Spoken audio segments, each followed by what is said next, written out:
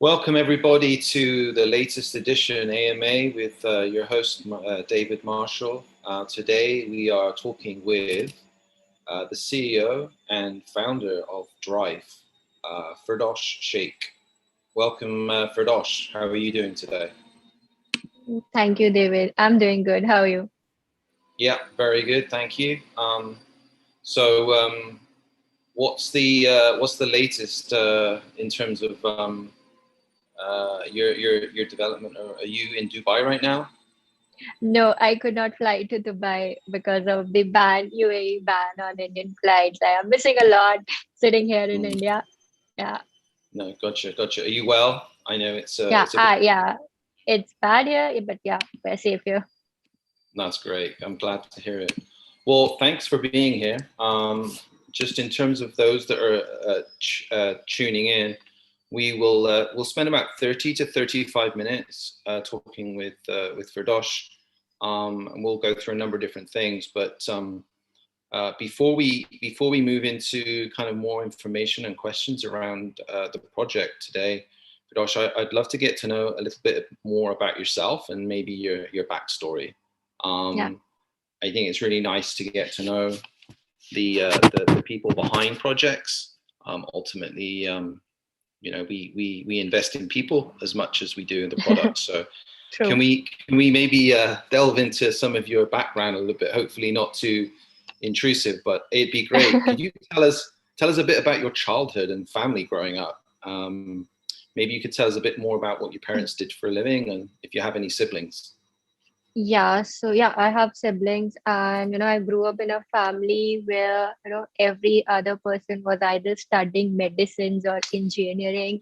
That's a typical Indian mentality, at least back then, in 2000s.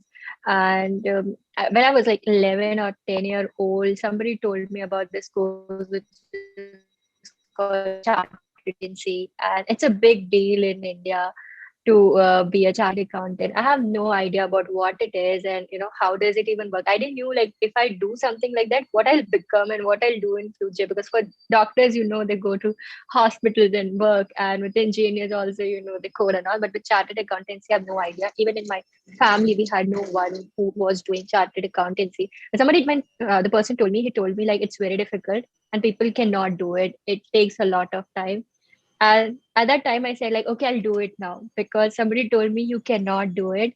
And that's how my whole journey was. My parents and everybody was like very shocked by the fact that I said I don't want to become a doctor or an engineer, but I want to become a chartered accountant, because they even they knew like how that whole process worked, because you don't go to college to study a chartered accountancy. And then I was 16 when I did my plus two.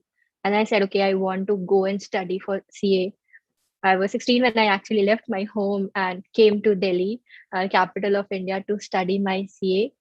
And yeah, like my whole childhood was around, doing things which is different from what others are doing. Like like every time, this is something that my family members say, like you cannot settle for something which is normal. Like you don't do normal people think.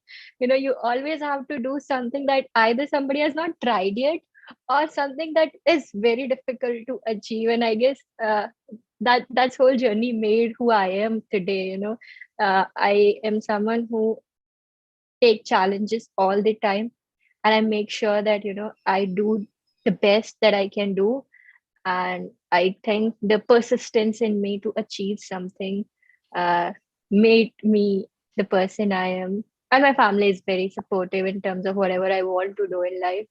I still remember having a really good job after being a chartered accountant. And I told my parents one day, like, don't be shocked if tomorrow I leave my job. Because I have something in my head going on and I might leave my job any day. So don't get shocked. So yeah. Love it, And love like it. that's my backstory of like I don't have a lot of exciting stories to tell, because I was like a very studious scholar student. uh, Mm-hmm. like finished your school, then started your CA, and in CA you have to start working immediately within 1 year if you pass that exam. So I was 17 Yeah. when I was working with the CA. um, Wow. So that's like, I'm like, like sometimes people say like you are into a fast forward mode or what, like, you skipped your Love it. college. I even skipped one class when I was a kid. So all of that you do, and they're like, you are in this fast forward mode of whatever you want to do in your life. So crazy. That's a great backstory. So you as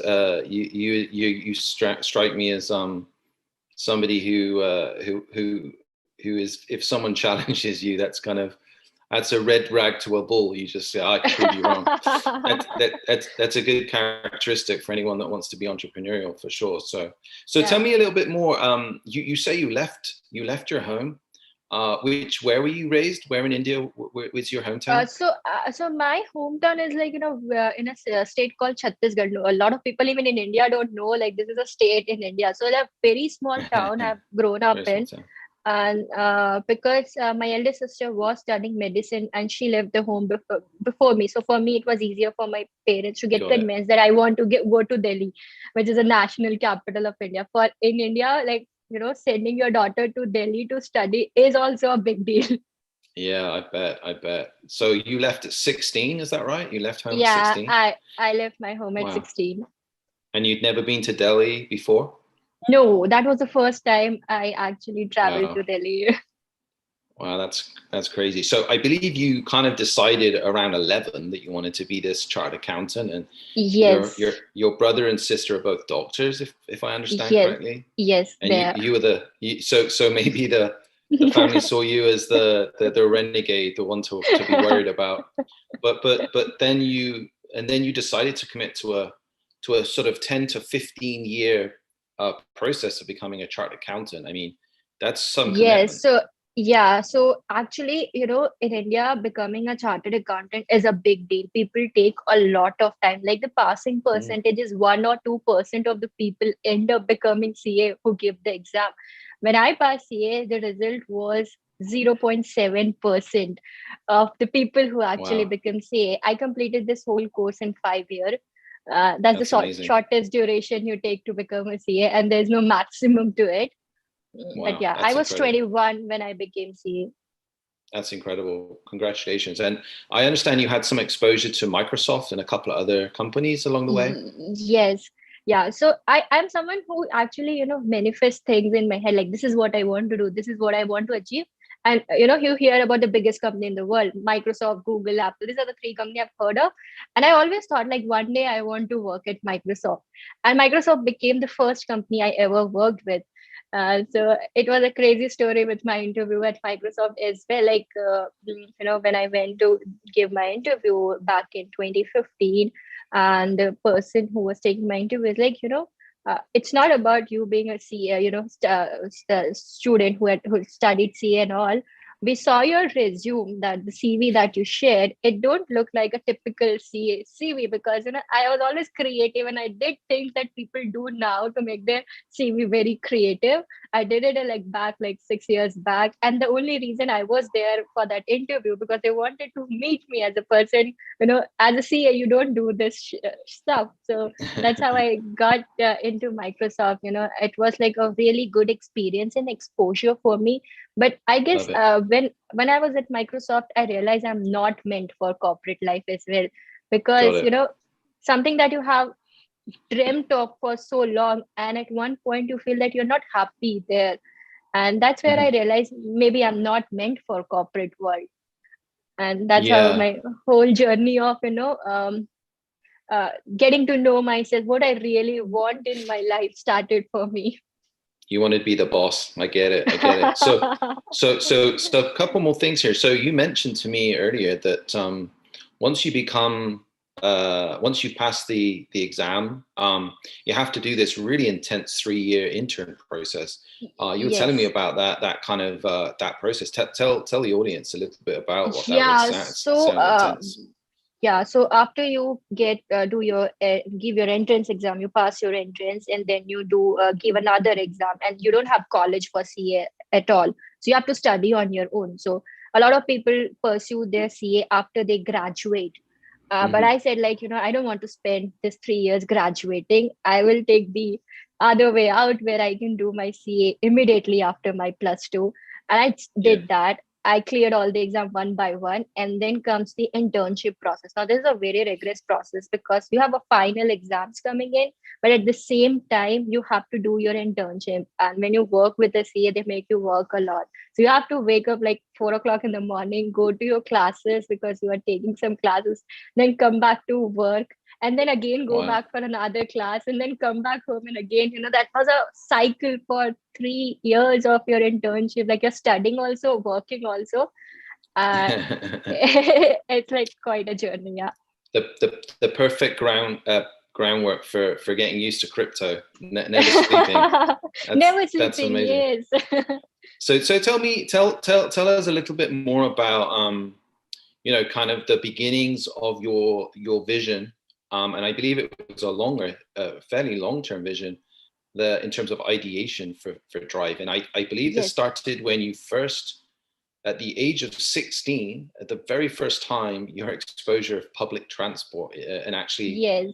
tell us a little bit about that. Yeah. So growing up, I lived a life of like, any girl who live, born and brought up in a very nice family where you are going around with a chauffeur driven car. That was my life at my home.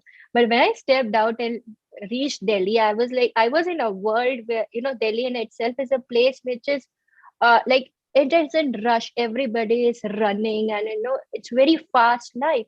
And I was so afraid to actually take a public transport because before that I've never used public transport in my life. And that was the time, back in 2012, 13, Uber came to India. And I started using Uber since then when they actually launched their platform in India. Ever since then, I've never used public transport in my life. That's who I am. But my journey started with Uber when they launched themselves. Even with the local company Ola, the day they launched their application, I used the application that day itself because I knew about what is happening in this industry.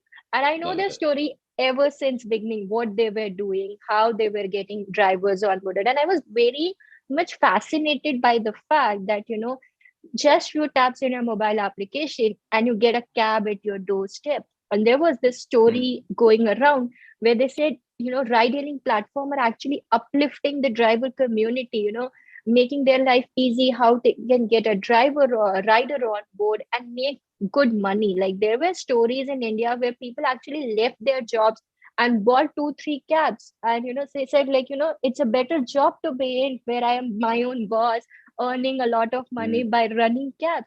So I have lived that journey with Uber itself, never knowing the fact that someday I will do something which will be called a competition to Uber. Amazing.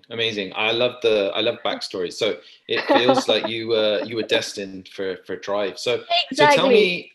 tell us more about how you got involved in crypto, and when you realized, wow, this accountancy, this chartered accountant job isn't necessarily for me, but I now want to move straight out of corporate world and into this new space called cryptocurrency or blockchain. Tell us a little bit about that. Yeah.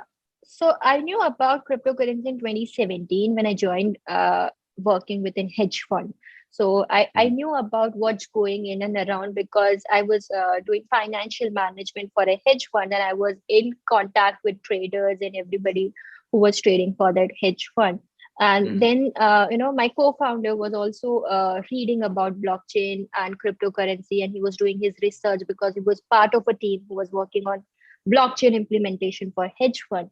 And that was the time Mhm. because 2017 was the time most of the people took this ride and entered into crypto market because it became like really bullish at that point of time. Like, but I entered before the bull run started in the crypto space. So I have seen Bitcoin at $3,000, $5,000, $20,000 as well, and then the dip, and then obviously the next bull run that we are into.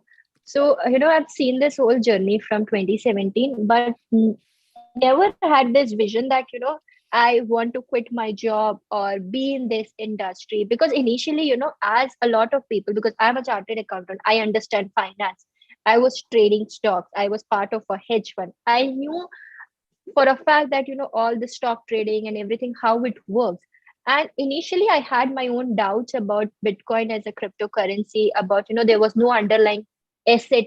And that's where Mm, initially, when I knew about Bitcoin, like even before 2017, I knew about Bitcoin in 2016, but I did not jump into that because I was still, in my own research where I wanted to know what is driving value for Bitcoin as a stock, as a stock mm, somebody's trading. What is that drives it value? Because with stock, we know how the fundamental works. Here, there was no yeah, fundamentals in place at all. So, yeah, for me, like anything I want to do, I make sure that I read about it, learn about it, and then get into it. Like, not just because somebody told me, like, go buy Bitcoin today, I'll buy it. I knew about Bitcoin when it was $1,600, but I mm, didn't buy it at that point of time because I was not sure myself. And I guess, got it. mm, and that's what happened with me with Drive as well. Like, I spoke with 1,000+ drivers before I decided I want to do Drive on my own. So That's I took amazing. time. I take Yeah, time to for things to understand, and once I'm into it, I'm with whole of my soul into it. yeah. No, I get it. No, I think that's a pretty common situation for people that come from a traditional background, myself included. Exactly. Uh-huh. I heard about Bitcoin in 2013, but I didn't really do anything majorly until about 4 years ago, which was probably more around the similar mindset. This not sure how this stacks up against normal fundamentals, but no, Yeah. that's great. So let's talk. Let's dive into Drife a little bit more. Let's discuss the project that Yeah. you're engaged in, and it's kind of your life right now. Yeah. Um, so yeah, tell us some things that you feel are quite unique about Drive. Obviously, you have some experience in terms of Uber and working in the corporate world. So what do you think? Why Drive, and what's kind of unique about it? Yeah. So, starting from my journey where I spoke with a driver who told me about huge commission that he's paying to get the ride, to a Mm-hmm. point where I realized as I started digging deeper into the problem statement, the problem is not about somebody charging commission from the driver. It was all about the existence of a central entity who controls everything and anything in this ecosystem. Ride Mm-hmm. hailing platform initially was manipulating the system for their profit motives, to a time now where they exploit the value creator for their profit motives. And they say with time, ride hailing platform have grown with this mentality that greed is good. So they Mm-hmm. exploit the value creator for their profit motive. And that's what we are trying to solve with Drive, where we want to empower the driver and rider community and give back the power they actually belongs to them. The power to decide for yourself. When you as a rider book a ride for you, the only thing that you decide is your pickup location and your drop location. Rest everything is being controlled by a ride-hailing platform. Essentially, what fare you are paying at different point in the time, or a very basic search price that we all hate. We Mm-hmm. all hate search price, but can you ever go to Uber and ask like why they charge you search price at certain point in the time? Because Uber itself call that search price is a black box, so nobody's going to Mm-hmm. answer you. Similarly with drivers, as a driver, as a person who forget about drivers, you and I will not get into any contract if we don't know details about that contract. Like if I Mm-hmm. ask you to do a job for me and I'll tell you, I will not tell you how much I'll pay you for that job, you will not Gotcha. enter into that job. But drivers on daily basis are getting into contracts where they ride, and they don't know details about ride before they accept the ride. They don't know the pickup location, drop location, or even the fare that they're getting. You won't Wow. believe, like I have seen driver applications and the driver who visit our office. I go through their payments, okay, how much they have received. You will not see anywhere which shows you how much that a driver had actually received from a rider. You will not see. You will even not see how much per ride commission has been deducted. So those are the information that's never been told. They deserve to Wow. know all of this. And that's why, now we see there is so much irritation among drivers. And that irritation then pass on to you as a rider, where they cancel your ride, they don't treat you well because they are not being treated well. When Yeah, everything goes interesting. good with a ride hailing platform, we say, yeah, Uber is good, Ola is good. But when anything goes wrong, when a driver cancels a trip or driver asks you for something, you say, okay, there's a problem with this driver. That's interesting. This That's driver don't interesting. want to honor the ride. We never want to understand why a driver is not willing to honor a ride, or why he's asking you to cancel the ride, or why even he's asking you to pay in cash. What is wrong in this ecosystem that drivers Yeah, in I see. India don't want to go for a ride which is not a cash ride? Because drivers with Uber in India are being paid once in a week.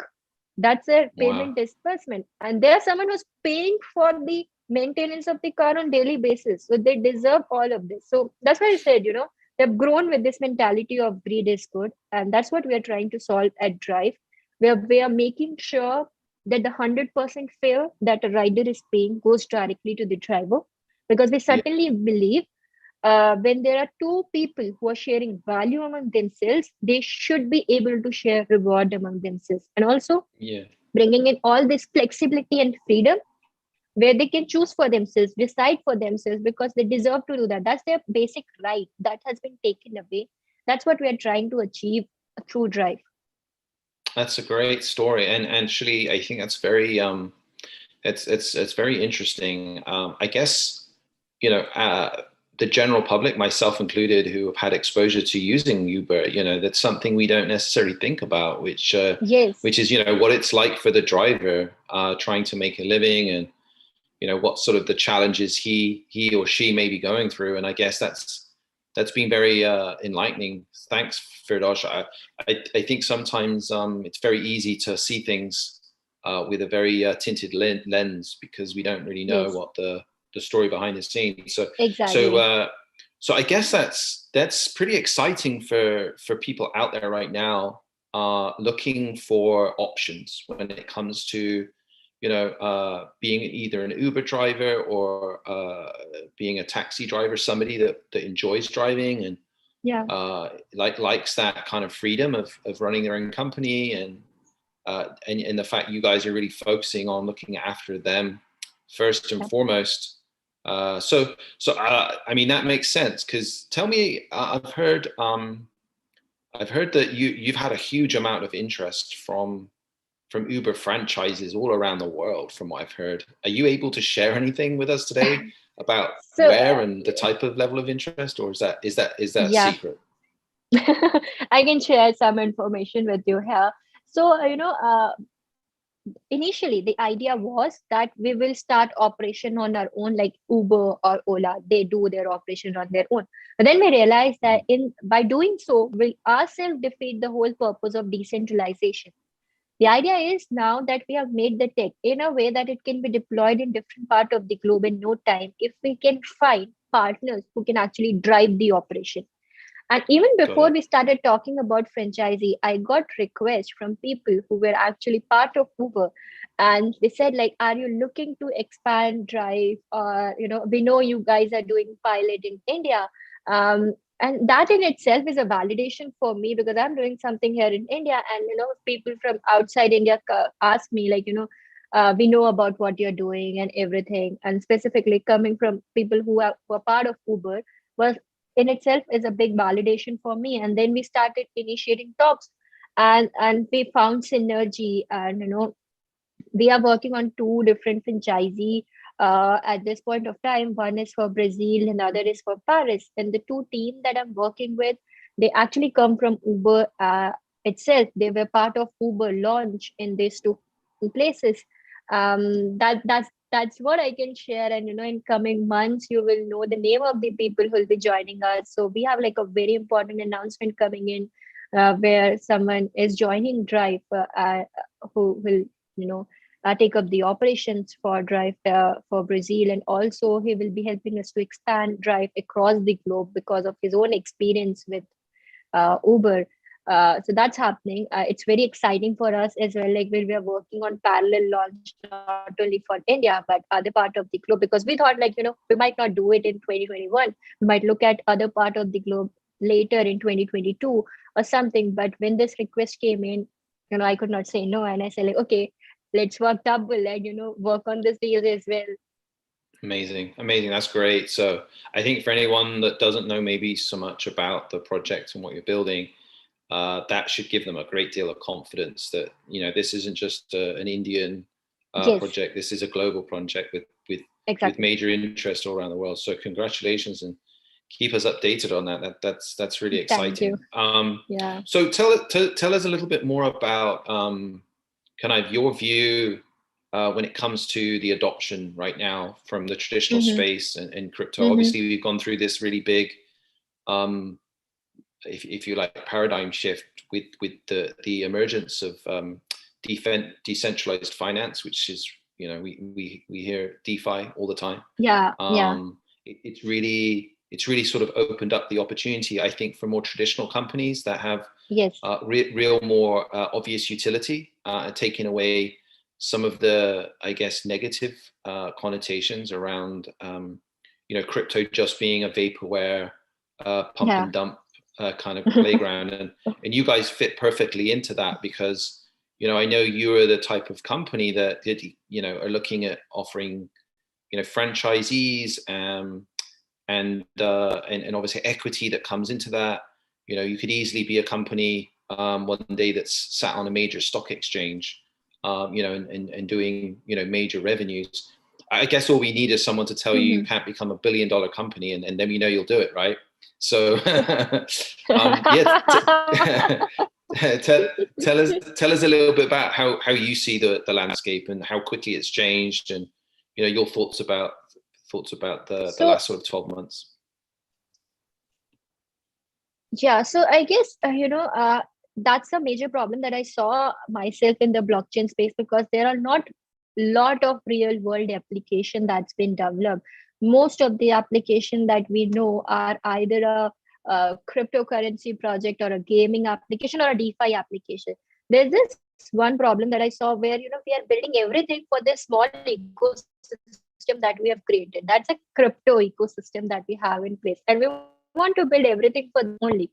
And then we cry that there's no mass adoption. People outside crypto world don't know about what crypto is and how it can be used. And I guess that's where we fit in perfectly, because our product is a product that can be used by anybody who might not know what blockchain is or how cryptocurrency essentials. Drive actually brings in that mass adoption in place, and actually bringing in a traditional concept that's a proven concept in the taxi industry as a whole, where we know there's a traditional player who are quite big in this industry, and we found the problem there which can be solved using blockchain as a technology.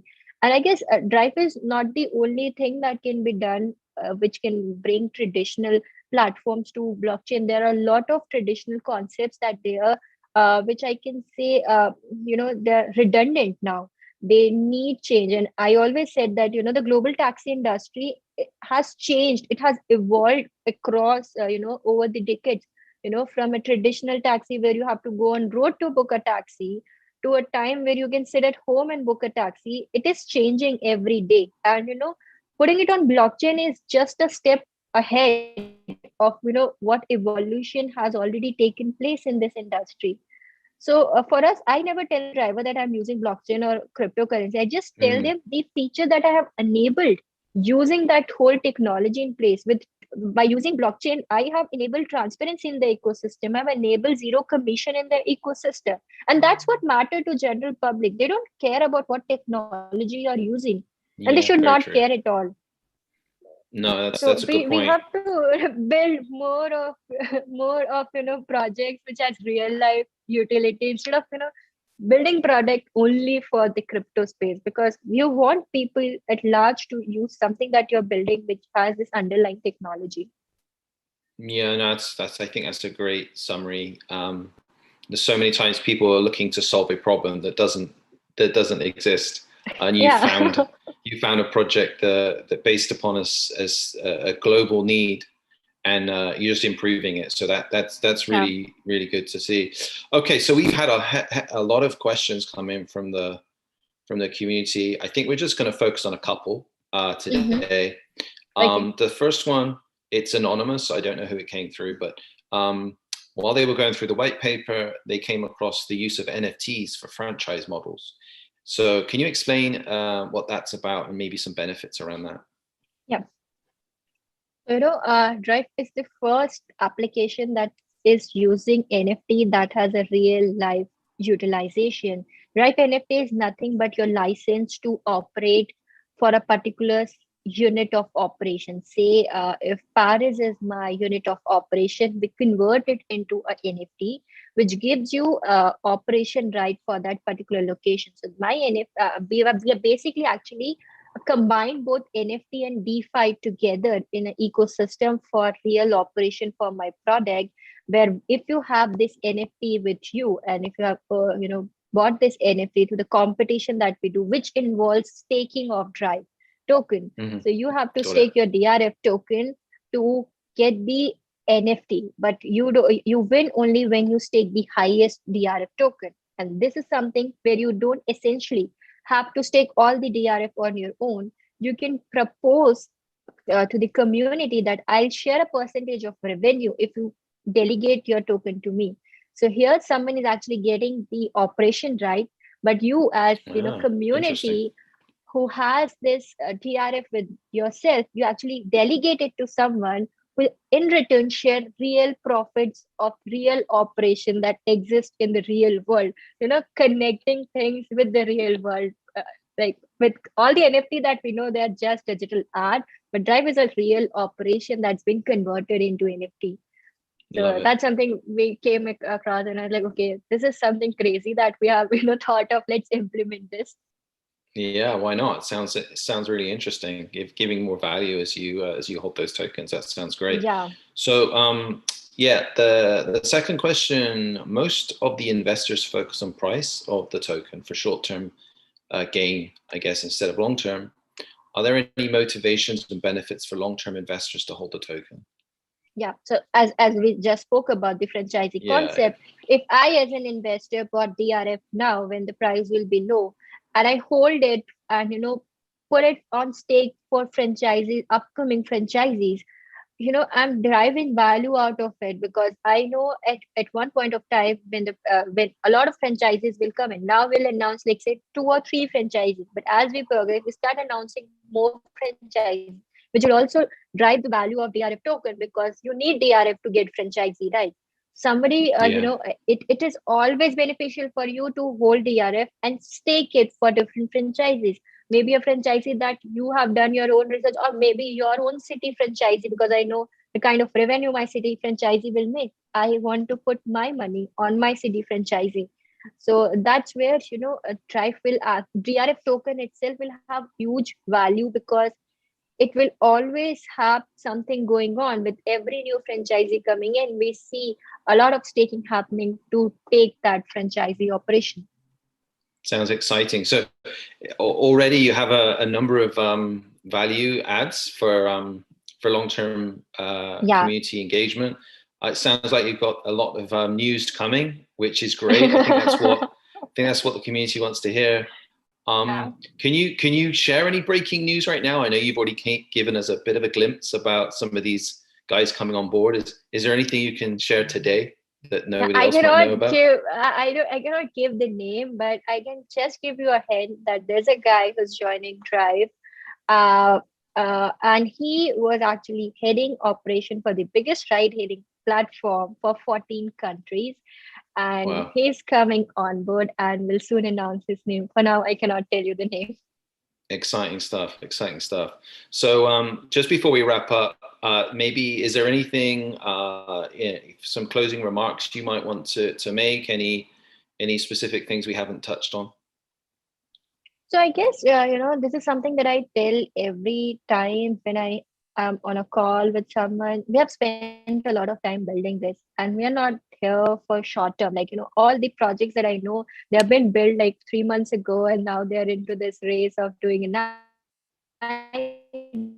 And I have most of the projects have this lifespan where they do this token sale, they get listed, they do 10x or 50x, and then you'll never hear about them. I have spent that much, multiply by 3 or 4 times building this project. So I'm not talking with just a vague idea of what we're trying to build here.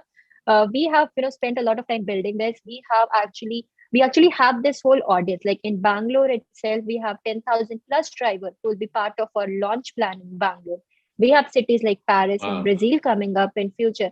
So Drive is not any other crypto project that people know of. It's a very different project, and I that's what I say always, that don't consider Drive as any other crypto project, because we are not like any other crypto project. And that's why I like telling our story of what we have done and what we have achieved till now, because it then actually allow you to connect with what we are trying to achieve. And ours is a simple concept. Everybody know Uber, everybody of us know how to use a ride hailing platform. So that's where we get connected easily. You understand the concept easily. Obviously there's a lot of technical stuff that goes in, and that's where I don't discuss a lot of technical stuff here. I want to talk about the story of what we have built, why we have built. So yeah, exciting times are coming, with the launch coming in Bangalore, in Paris, Brazil, and we will be opening up the staking. Actually, this is something that I haven't shared with anyone, but I can tell you, like, June first week we'll be actually opening up the early staking pool for DRF. That you can where actually you can stake the DRF to get access to the early pool to the Drive operation in Bangalore, India, where we are sharing 10% of the profit with the community who will stake the DRF for Bangalore operation. That's something that's coming next week. That's Which great. is like, That's great. yeah. Exciting stuff. Well, that's amazing. Well, let me say, I'm super impressed with hearing all this great news. I think Drive as a company is in great hands. You certainly have come across with some great backstories, and I think the type of character that you are, I think, just demonstrates that Drive is likely to be some successful company way into the future. So congratulations on that. I was Thank just looking you. at your website. I love the website. If anyone hasn't seen Thank it, you. they should check it out, particularly the Taxi 3.0 thing. Yeah. That's pretty cool. Sounds like you're going to make a lot of drivers a lot happier with this new structure that you're creating there at Drive. So congratulations. Thank Where you. can people find you? Tell us a little bit about where people can find you on social media or online. So the easiest way is obviously our Telegram community that we have. It's Drive_official, where you can actually find us, and that's where all of us you'll find. Like if you want to ask any particular question to me, you can tag me with your question in the group, and I'll get back and answer your question whenever I have time. Like these days, like I'm doing all of this session because our IDO is coming. We have plans for idea, and it in itself is a full-time job, I'll say. Like you're always speaking with someone or doing some or the other stuff with the marketing. So yeah, you can tag me in my group, and I'll answer your question. That's the best way to get in touch with me. That's great stuff. Thank you, Firdosh. Really, really enjoyed getting to know you a little bit more. Really excited to hear more about this project as it goes forward. It sounds like Yeah. it could be really something quite special. So congratulations on getting this far. Thank Sounds you. like with all of these partnerships and all these different services like staking and NFT and all this stuff, it sounds really exciting. I can't wait to hear more about your success. And thank you for coming on today. And we look forward to maybe doing this again in the future. So take Yeah, care, sure. guys. Thanks for Thank you. dropping in, and we'll catch you again soon. Thank you, David. Cheers, bye. Bye. Bye.